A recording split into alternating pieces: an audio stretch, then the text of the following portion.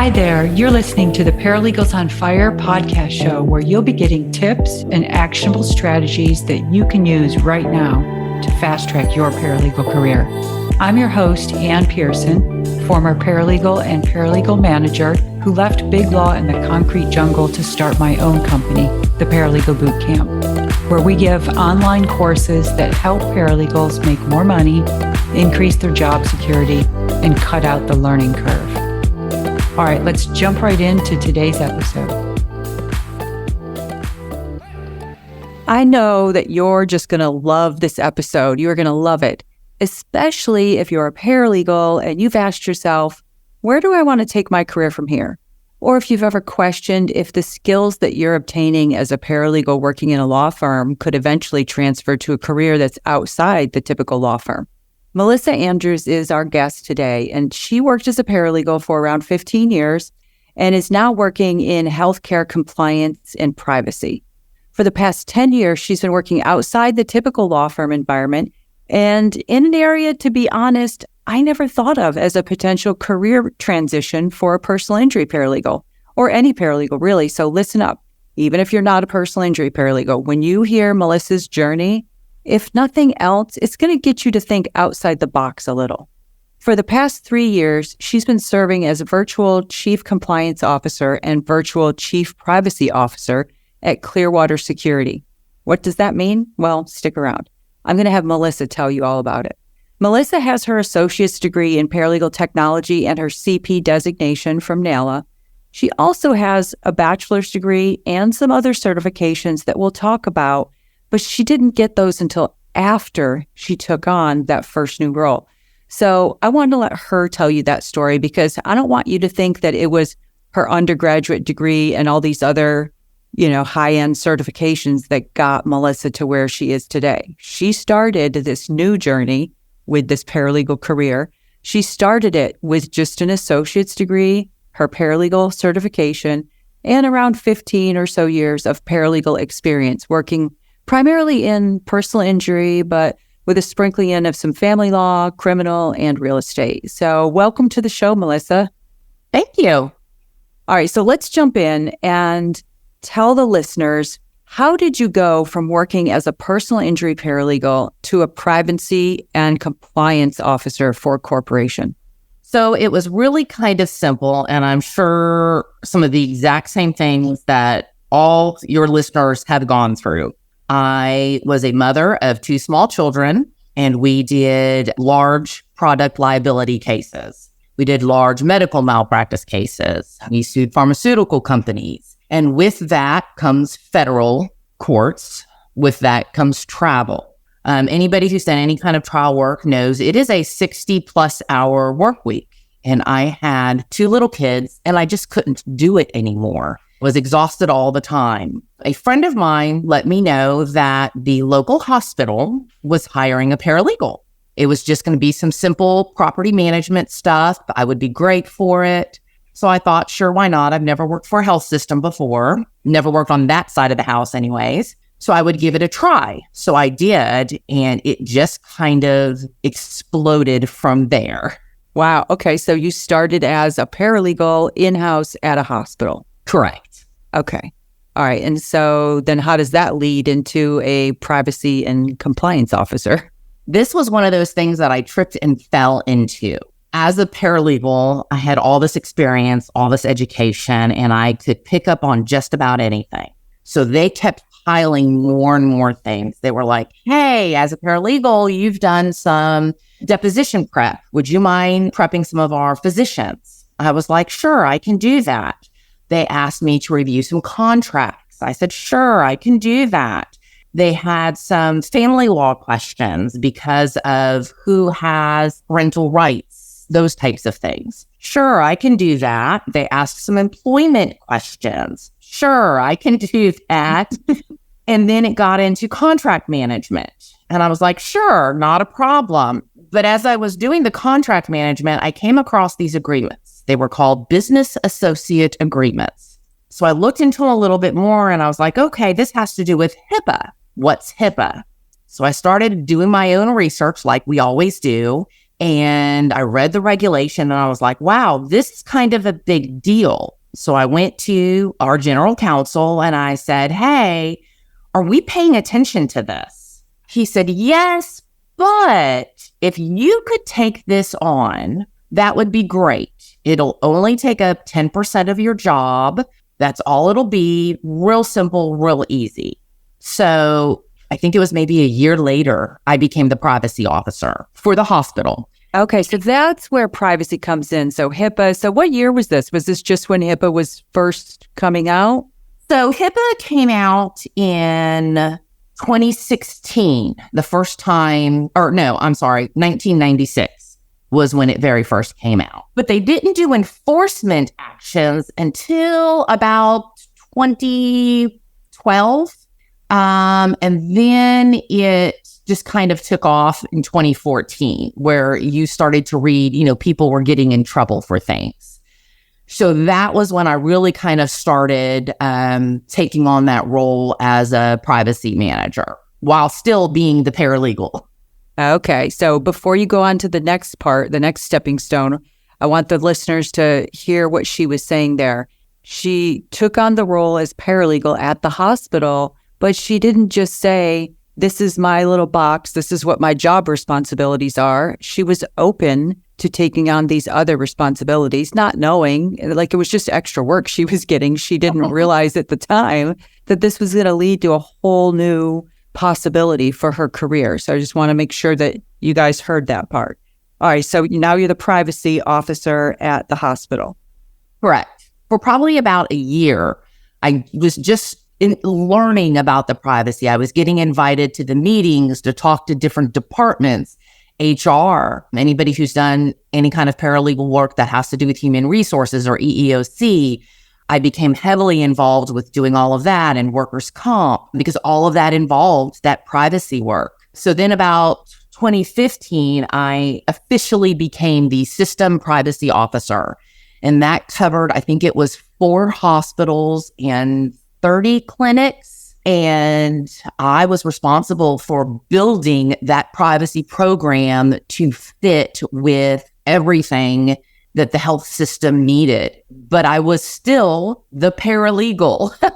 I was still doing investigations and interviews. I was still doing deposition preps for physicians. I was meeting with governmental agencies to handle those types of investigations. I was meeting with human resources, talking about disciplinary actions and what we could legally do for disciplinary actions versus what we couldn't do. Because once again, anybody who's worked in human resources knows that's a fine line. So I did that for quite a bit of time.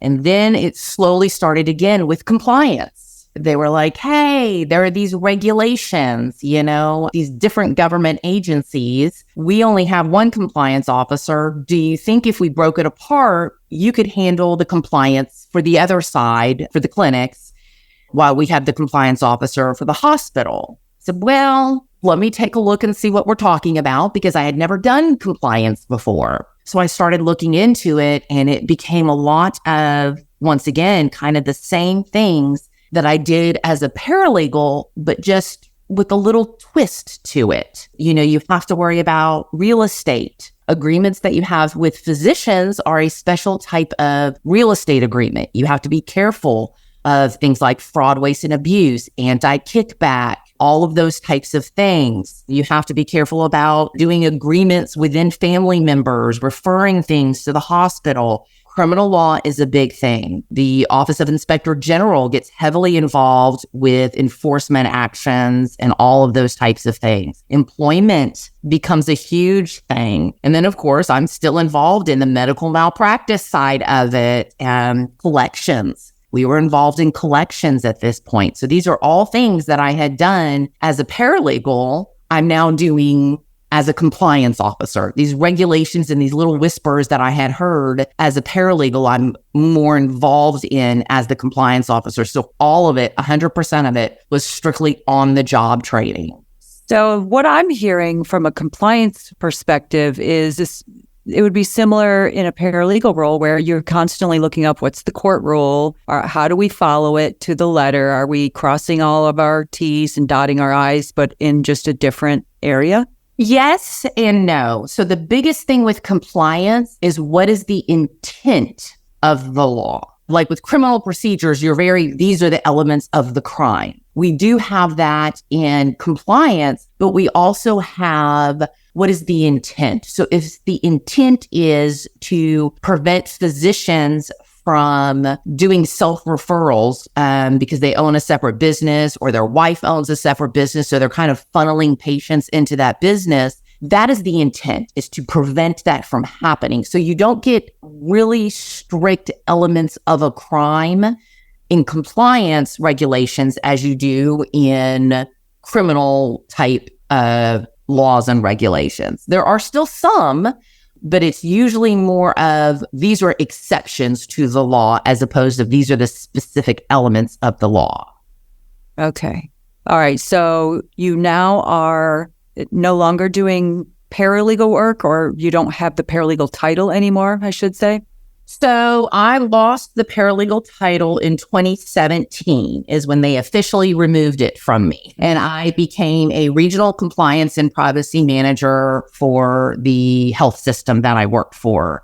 At the time, it was 10 hospitals and 100 clinics is what I was personally responsible for. And once again, I had nothing but my associate's degree and my paralegal certifications. I had gotten some compliance and privacy certifications by 2019, but that was all the additional education I had done at that point.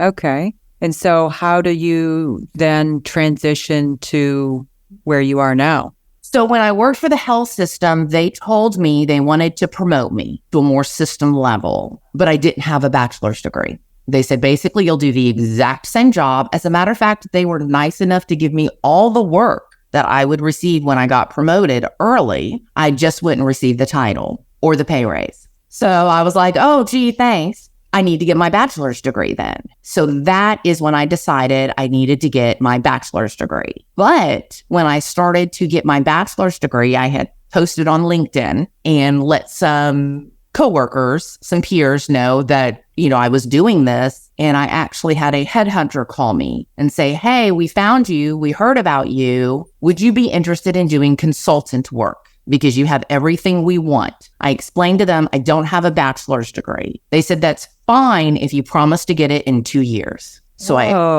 Okay. So I agreed to get my bachelor's degree in 2 years. I ended up getting it in 2021, but they hired me in 2019. As a matter of fact, this will be my 4-year anniversary. I've been working with this company in November. So I started the job and got the job before I had ever finished my bachelor's degree, which is in healthcare administration. What do you think it was about one thing, they sought you out, right? But you didn't have the experience they wanted, or you maybe had the experience from the hospital, but you didn't have the college degree that they wanted. Did you just have a really good interview with them? It was the experience. 100% it was the experience. I am a member of a compliance association, Healthcare Compliance Association, I think yes, Healthcare Compliance Association. We do yearly meetings and there are several thousand people who go, and I had just met so many connections there. I am a huge advocate of networking. So I introduced myself to everybody. I passed my card out to everybody. We talked a lot about things that we did, problems that we have. And that, I think, is what introduced me to the right people. And then they looked me up and saw my LinkedIn and talked to some of my peers, come to find out who I'd actually worked with in the past. And that's how they decided to offer me the position. Okay. Well, then I want to know, what are some of the things that you're doing in your current role? Well, and you know what? Before you tell us that, could you just give us a little bit of a background on the company that you work for? Because that might help listeners understand more when you tell them what the company is, what it does, and then what your role is there. So the company I work for is called Clearwater Security, Inc. They do strictly consulting work. They do IT security. We specialize in healthcare, but we do branch out to other things. We do some DoD work also. We come in and we can do several different things. We can assess organizations before they get in trouble and kind of determine what they do. Either it's on the IT security side of it or my side of the house, which is compliance and privacy. Sometimes we get phone calls after the Office for Civil Rights has come in and fined individuals and gotten them in trouble and putting them on corrective action plans. And we will kind of go through and help them get to where they need to be so they don't get in trouble anymore. Sometimes they're just short-staffed. I will tell you, there's a huge job market out there for compliance officers and privacy officers. So they will call me in and I will be their interim compliance officer, privacy officer. The longest I've ever done that role was 2 years. And I will do everything that a compliance officer does for them or everything that a privacy officer does for them. If you want us to write your policies for you, we write policies. So as an organization, we really strive to cover that healthcare compliance component in all sides of the house. Okay. And so other than being their virtual compliance officer when they're short-staffed, what does a typical day look like for you? Maybe not typical, because that's a weird question. There's no typical day, but what are some of the things that you're doing? So you're going to hear me get really excited because I'm one of those people who truly, truly loves their job. Oh, I love that. So I have several clients right now. One of them I am their virtual privacy officer for. They are a not-for-profit organization. They do a lot of charity work, a lot to do with research, mother-baby type things, neonatal, all of that kind of stuff. So I get to be their privacy officer and lead them in the right direction. I do their research studies, which means every regulation that has to do with research components. If you're using human subject research, I go in and I help them. So a lot of times they get a lot of other organizations who want to use their data to do their own research or to do data aggregation and that kind of stuff. So I make sure that those organizations are appropriate and understand what their obligations are to protect this organization and those types of things. I also am a compliance officer for a value-based care business associate. And a business associate is not someone who normally does healthcare, but they partner with a healthcare organization. If any of you guys have read anything about Medicare Advantage, value-based care is the new thing, as opposed to fee-for-service, which is most doctors would pay you for every little thing that they do. Value-based care is they pay you one price for the whole treatment. So there are a lot of regulations with that. So I'm helping them kind of make sure they are abiding by those regulations.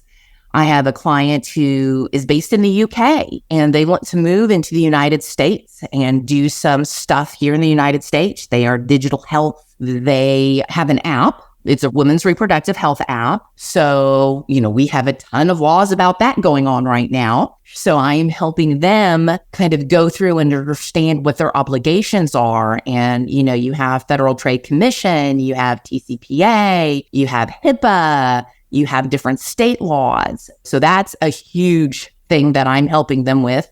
I do a lot of digital health organizations because everybody's getting into that healthcare space, but they just don't understand it. I have another client who's a law firm that I am helping them with mergers and acquisitions because a lot of times their clients don't know that HIPAA applies to them or that they really are a healthcare organization. So I go in and I do a compliance evaluation to make sure that the company that they're looking at their clients looking at, has all of the required elements. And, when you talk about compliance, it's things like, do you have a harassment policy that your workforce members can't harass each other?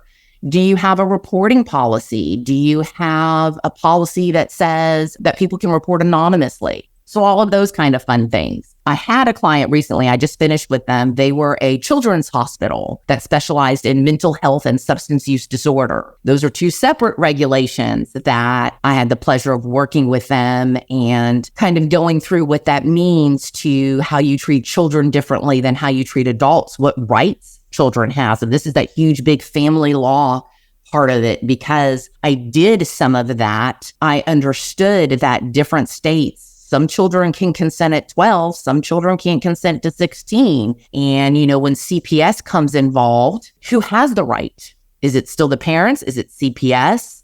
All of those kind of fun things. So that was something I was very easy to transition over. I've worked with county governments before. So, when you say day in a life, it could be anything you can think of. I could still go on and on about all the different things that I do. And depending on the client, it's just a huge diversity, which is, like I said, I love my job. I love that I get a hop from different things, and I'm not in a box of I can only work on family law or I can only work on product liability. So it makes it exciting for me. Well, I have to ask so that the listeners have realistic expectations, because they heard you say there's, a shortage in compliance officers. Do you believe that you could be in this current role as a privacy and compliance officer without those years, at least a few years of working in-house at the hospital? So I think experience is important. So I definitely think you need a couple of years of experience in whatever compliance field you choose to go in, because compliance is more than just healthcare. But if you really want to get that foot in the door, there are tons of organizations out there. There's the Healthcare Compliance Association. There's the Society of Corporate Compliance and Ethics. There's the International Association of Privacy Professionals. And even the American Health Law Association are all great places to become members and to get certifications to kind of get your foot in the door. I am a big proponent of networking. Meet the people in the fields that you want to be in. Go to these national conferences and talk to these people. A lot of times when I work for organizations and I'm being their interim privacy officer or their interim compliance officer, I am part of that onboarding process and that hiring process. I'm part of the person who writes the job description and lists those qualifications. And I tell organizations all the time, if you get somebody who's new, you can train them to do things your way. It's just like being a paralegal. Every attorney is different. Every attorney wants to do things their own way. Same thing is true with healthcare organizations. They're a little different. They all want to do things their own way. So I do kind of push them to say, hey, I realize this person only has 2 or 3 years experience, but you can look at their certifications, they have the knowledge, and you can kind of push them to see things, and to kind of go through things your way. It's great to come in as a lower level privacy analyst and kind of work your way up to those types of bigger roles to where you can be the compliance officer or the privacy officer. But yes, experience is probably a necessity, some form of experience within the field you want to go in. Right. And you probably, I guess I shouldn't put words in your mouth, but I'm assuming that you need more than just a couple of years of experience as, like, let's say your personal injury paralegal experience. You were working for 15 years as a paralegal before you went into this role. So you have a lot of background experience to transfer over. I can't imagine you would say, oh, okay, if you've been a paralegal for 2 years, then just go get this certification. I mean, or could you? I guess it would depend on what you would do for those 2 years, but no, I would think you would need a lot more. I will tell you, if I knew then what I know now, I was probably more qualified for the role that I have than I realized. So much of that experience, the family law, I never would have thought in a million years, because I hated family law, I'm not going to lie, that I would use any of that knowledge working in compliance, but I use it all the time. Really? All the time, yes. Especially when you're talking about divorce decrees and power of attorneys and all of those things. I'll just go ahead and say it. The biggest thing that I have when I'm doing privacy work is family drama. Most of the complaints, most of the issues, most of the concerns are family drama. The mom comes in and says, I have custody of this kid. Their dad can't find out anything. But because I did family law, I know that's not true. And I always tell them, can I see the divorce decree that states this? They don't have it. They don't have any legal documentation that states that. So knowing what I know from doing family law has helped me so much with those types of things. And that's something I never thought I would use in compliance and privacy. Never. But I do. I use it a lot because family drama, it's the same everywhere. Well, so besides the skills and experience, what kind of traits or soft skills do you think you have that help you succeed in your role? Because it sounds to me like communication skills are pretty important. The level that you're communicating with in terms of the status within the client and the people who you're dealing with and HR officers, it sounds like you're going to need some communication skills. Yes, communication skills are a big thing. And even on top of that is don't react. You have to be able to stop and think, and you don't have to give an answer right away. A lot of people will pressure you. Well, I need to know this right now. Okay, well, I'll get back to you tomorrow, or I'll get back to you in a couple of hours. Do your research before you give the answers. Talk to other people. I can't tell you how many times a department head has called me. I need to sign this contract right now. These are the details. Can I do it? Yes or no? Well, I haven't seen the contract. I haven't read the contract. This says it involves, software and technology. I haven't talked to IT about it. So being able to control your reaction and not to buckle under that kind of pressure is huge. So take the time. It's okay to tell people you need time to think before you respond.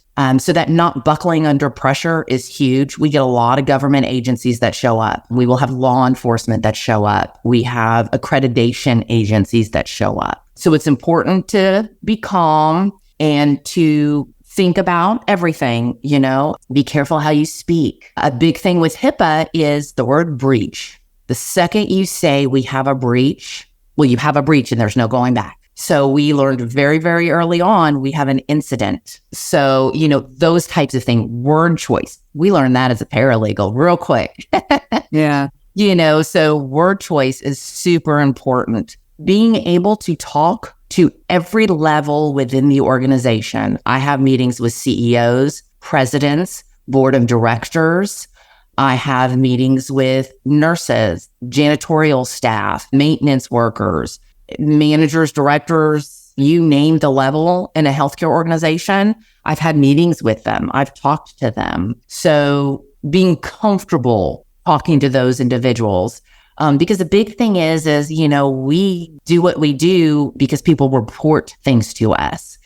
If we, are kind of rude and super busy, so we're short with people, well, they're going to be like, we don't like her. We'll never talk to her again. And you don't get people who call you when they need you. You don't get people who call you when they need help or when they want to report something. So being that open, happy personality is a big thing. Just adaptable is a huge one. But, if you've ever been a trial paralegal, nothing goes on in court the way you expect it to. So, you've already got that down. Yeah, I was just going to say the same thing as you were telling me some of the different things that you're doing in your current role, and you're going to various different levels. And it reminded me of what I call the ability to pivot. I always have thought that's so important for paralegals. And I think that most paralegals, most of them who've been working for a good amount of time, and especially in litigation, but not just litigation, but there is an ability to pivot. You can go from being a personal injury paralegal to working on a big construction litigation suit, and all of a sudden, the strength of the rebar in the concrete, So it sounds like you use that a lot.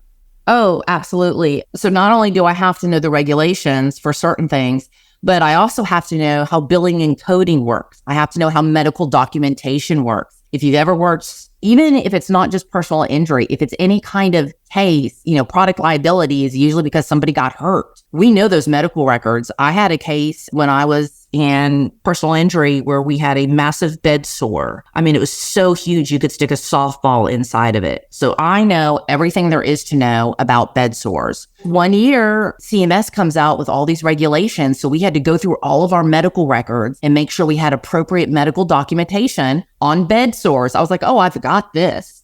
I know everything there is to know about bed sores. I don't know if I want to know everything about bed sores. Oh my gosh. All right. So I like to give people actionable strategies. So if there's someone listening to this and they've been a paralegal for, let's say, 10, 15 years, they're writing out their 5-year plan, and it includes going into privacy and compliance. They've heard yours and realized, okay, I'm doing a lot of that too. I want to do what she's doing.